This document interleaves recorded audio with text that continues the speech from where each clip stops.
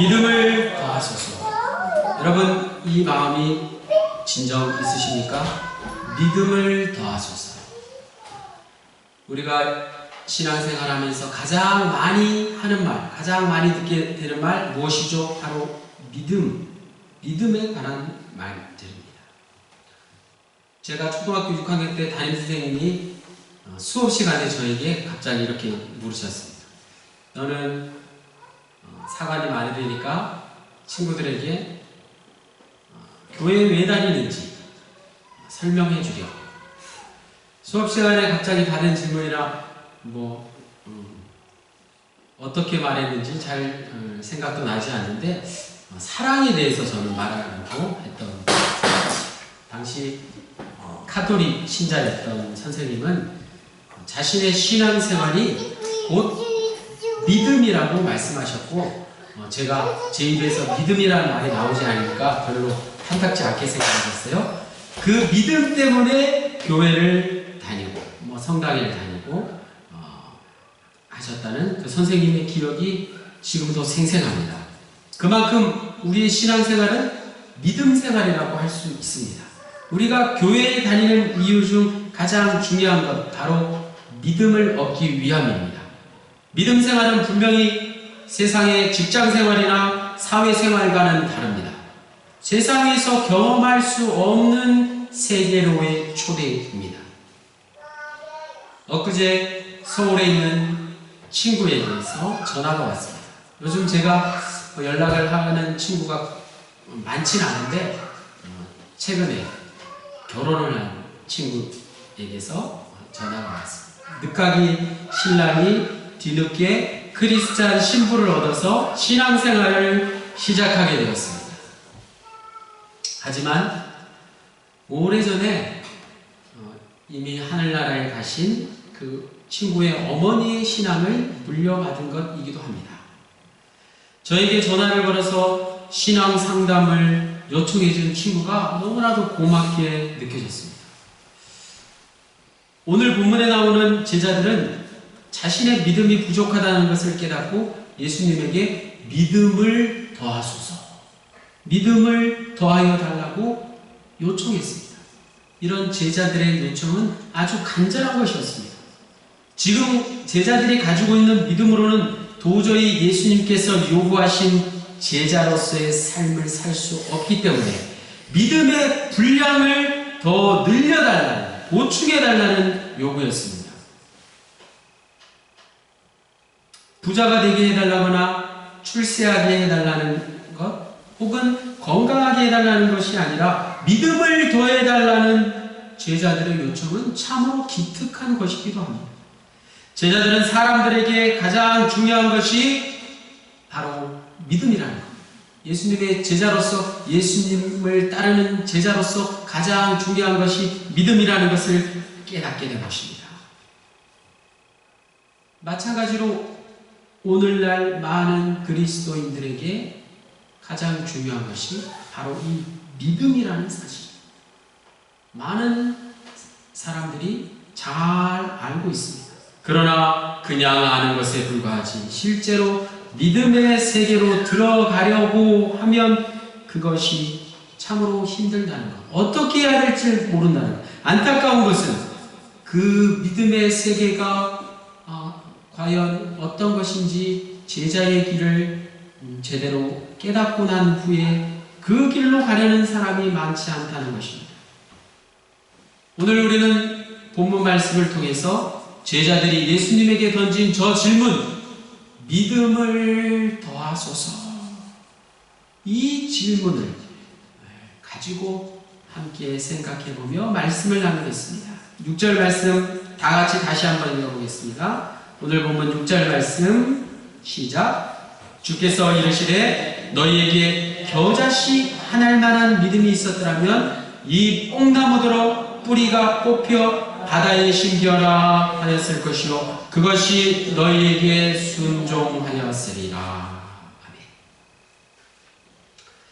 여기에 나오는 겨자씨는 눈에 보이지도 않을 정도로 작은 씨앗입니다. 사진에 겨자씨가 보이시나요? 손바닥 안에 있는 아주 작은 겨자씨. 그러나 그것을 땅에 심으면 1년생 식물 겨자가 자라납니다. 핵심은 씨앗에 생명이 담겨 있다는 것입니다. 아무리 크고 좋은 돌을 땅에 심은들 거기서 줄기가 나고 나무가 되어 열매를 맺지는 않습니다. 비록 눈에 보이지 않을 정도로 저 작은 겨자씨만한 것이라도 생명이 살아있는 씨앗을 심어야 하는 것입니다. 우리가 원하는 그 믿음이 바로 이 씨앗과 같은 생명력이 있어야 합니다. 본문에서 겨자씨와 비교되는 또 한 가지 나무가 나옵니다. 무엇이죠? 뽕나무가 나오고 있습니다. 우리가 생각하는 그런 뽕나무가 아니고 사진에서 보는 것처럼 엄청 큰 나무를 말합니다. 뽕나무가 원래 교목에 속해서 10m나 되는 큰 나무로 자랄 수 있습니다. 우리가 아는 뽕나무는 누에를 키우기 위해서 자꾸 가지를 잘라내고 뽕잎을 채취하기 위해서 아주 왜소화시켜서 관목화한 나무이기 때문입니다. 예수님 당시에 오늘 본문에 나오는 뽕나무는 사진에서 보는 것처럼 엄청난 10m가 되는 큰 나무를 말합니다. 우리가 읽은 6절 말씀에서 바로 겨자씨 하나님과 저 큰 뽕나무를 대조시켜서 우리에게 전하는 메시지가 있습니다. 예수님은 왜 겨자씨와 뽕나무 이야기를 하신 걸까요? 그것은 믿음에 대한 생각의 차이가 겨자씨 하나와 뽕나무 같다는 것입니다. 제자들은 믿음의 크기를 어떤 눈에 보이는 능력으로 생각한 것입니다. 믿음이라 하면 제자들의 머릿속에 있는 믿음의 조상 아브라함과 위대한 지도자 모세와 불의 선지자 엘리야 같은 사람들의 능력을 생각하고 있었던 것입니다. 예수님의 제자로서 믿음의 능력을 남들에게 보여주기를 원했던 것입니다. 그들의 믿음이 크면 클수록 더 큰 일들을 할 수 있다고 여겼습니다. 하나님은 그 큰 일을 하기 위해서 반드시 그에 걸맞는 믿음이 제자들에게 요구된다고 제자들이 스스로 생각했던 것입니다. 제자들과 마찬가지로 오늘 우리 그리스도인들이 믿음을 그런 방식으로 이해하게 합니다. 심지어 하나님의 일을 무작정 밀고 나가는 것, 그것은 하나님의 일이라면 무조건 믿음으로 되는 것이라고 잘못 생각하는 것입니다. 하지만 오늘 본문에 예수님이 믿음을 어떻게 말씀하셨습니까? 겨자씨 한 알과 뽕나무의 비유를 통해서 믿음을 사람에게 나타나는 큰 능력과는 전혀 다른 것으로 말씀하셨습니다. 뽕나무를 바다에 옮기는 것은 불가능합니다. 여기서 중요한 것은 뽕나무가 아니라 겨자씨 한 알만한 작은 믿음입니다. 그 작은 믿음으로 그런 일을 할 수 있다는 것. 그것은 믿음의 문제가 아니라는 사실입니다. 무슨 말입니까? 오늘 우리가 기억해야 할 것은 우리 인간이 하는 일은 믿음의 능력과 아무런 관계가 없다는 것을 깨닫는 것입니다. 다시 한번, 뽕나무를 바다에 옮기는 일은 인간의 일이 아닙니다. 그런 능력을 보이기 위해서 믿음을 요구하는 것은 근본적으로 믿음이 무엇인지를 모르는 어리석은 일이라는 것입니다. 믿음의 능력은 인간에게 있는 것이 아니라 전적으로 하나님에게 달려 있습니다. 우리가 어떤 중요한 일을 하고 나서 하나님께 영광을 돌리는 이유가 바로 그것입니다. 우리에게 겨자씨만한 작은 믿음이 있다는 것, 그것이 중요합니다. 그 작은 믿음을 봐야 합니다. 그 믿음을 가지고 하나님이 이루실 큰 일을 소망하는 것이 우리의 믿음입니다. 예수님은 당시 종, 즉 노예 비유를 통해서 무익한 종에 대해서 말씀하고 계십니다. 예수님 당시 노예는 필수였습니다.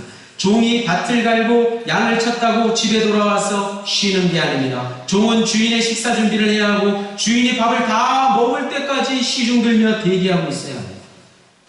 그리고 나서야 비로소 종은 먹을 수 있습니다. 주인의 명령을 다 따랐다고 해도 주인에게서 고맙다는 말을 들을 수가 없는 것입니다. 종은 온전히 주인의 소유이기 때문입니다. 종은 주인의 명령에 무조건 순종해야 하고 자기가 한 일에 대한 대가를 받을 생각을 해서는 안 됩니다. 오늘 10절 말씀 다 같이 다시 한번 읽어보겠습니다. 시작. 이와 같이 너희도 명령받은 것을 다 행한 후에 이르기를 우리는 무익한 종이라 우리가 하여야 할 일을 한 것뿐이라 할지니라. 아멘. 이 가르침은 제자들을 향한 것이기도 하지만 다른 한편으로 당시 오늘 누가복음 말씀에서 계속되고 있는 바리새인들을 향해서 하는 말씀입니다. 바리새인들을 향한 경고의 말씀입니다. 바리새인들은 자신의 율법적인 행위에 대해서 자부심이 대단했고 율법을 자기보다 더 잘 지키는 사람은 없다고 생각했습니다. 그들은 실제로 당시 많은 사람들에게 존경받는 모범적인 삶을 살았습니다. 기도와 헌금과 구제와 금식까지 모든 신앙생활에서 가장 모범적인 사람들이었습니다. 그들은 자신들의 율법 행위를 통해서 하나님으로부터 의롭다는 인정을 받기 원했던 것입니다. 여기서 당시 바리새인들을 오늘 우리 교인들의 모습으로 봐야 합니다. 믿음 좋은 교인, 또 그런 정도의 신앙의 열면이 있는 분들을 생각해 보면 됩니다. 문제는 자신의 믿음을 자랑으로 여긴다는 것입니다. 노골적으로 자신의 믿음을 자랑하게 된다는 것입니다. 또 속으로 그렇게 생각하는 분들도 있습니다. 하지만 오늘 본문에서 분명히 말씀하는 사실, 그것은 수고한 종이 주인의 명령을 다한 후에 나 이만큼 했으니 알아주시오 라는 말은 없다는 것입니다. 인간은 누구나 본능적으로 남의 인정을 받고 싶어 합니다. 인정받으면 아무리 힘든 일이라도 고생으로 느껴지지 않지만 인정받지 못하면 작은 일이라도 하기가 싫어지는 것입니다. 세상에서뿐만 아니라 교회 공동체 내에서도 크게 다르지 않습니다. 궁극적으로 우리의 모든 수고를 우리가 죽은 후에 하나님께서 인정해 주시기를 바라는 마음이 가득합니다. 이런 마음은 전적으로 잘못된 것이라고 할 수 없습니다. 우리가 아무리 하나님을 믿는다고 해도 우리에게는 인간적인 본성이 그대로 남아있기 때문에 그것을 포기하고 살 수 없기 때문입니다. 하지만 이제 우리가 예수 그리스도의 참된 제자가 되기를 원한다면 언제까지나 되풀이되는 인간의 본성에만 의지할 수는 없습니다. 하나님 앞에서 나는 할 만큼 했다는 당연한 일을 했다는 그런 자세가 아니라 오늘 본문에서 말하는 무익한 종의 자세가 우리에게 요구됩니다. 그것이 바로 믿음을 더하는 비결입니다. 무익한 종의 자세는 결코 자기가 무능력하다는 것이 아닙니다. 자기가 누구에게 뒤진다는 그런 열등의심이 아닙니다. 또 자기를 합리화시키려는 것도 아닙니다. 무익한 종의 진정한 의미를 깨닫는 것이야말로 이 세상에 대한 정확한 통찰과 고백인 것입니다. 예수 믿는 사람들에게 가장 필요한 고백, 그것이 무익한 종의 고백이요. 오늘 우리가 겉으로 원하는 믿음을 더하는 가장 확실한 방법인 것입니다. 무익한 종의 모습을 통해서 우리가 지금 하는 일들이 무엇인지 점검해 보아야 합니다. 특히 하나님을 위해서 우리가 무엇을 하고 있는지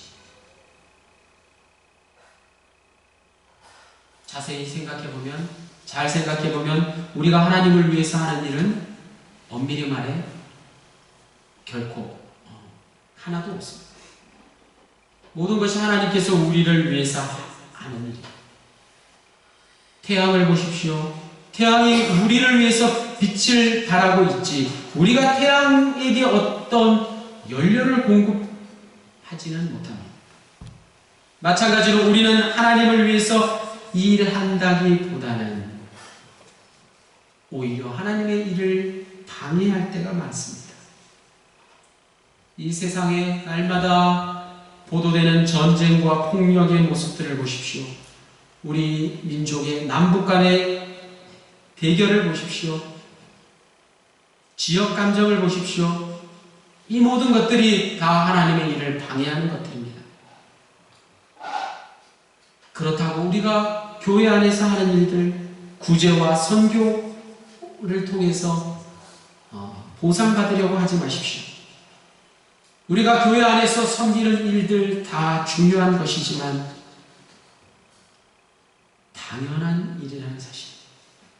우리는 하나님 앞에서 무익한 종임에 틀림없습니다. 이제 그 무익한 종을 깨닫고 주님 앞에 자발적인 무익한 종이 되어야 합니다. 오늘 말씀은 겨자씨와 같은 믿음으로 만족하지 못하는 이유를 무익한 종에 대한 가르침으로 대답하고 있습니다. 여러분, 이제 믿음을 더하소서라는 질문이 들 때마다 무익한 종을 반드시 기억하십시오.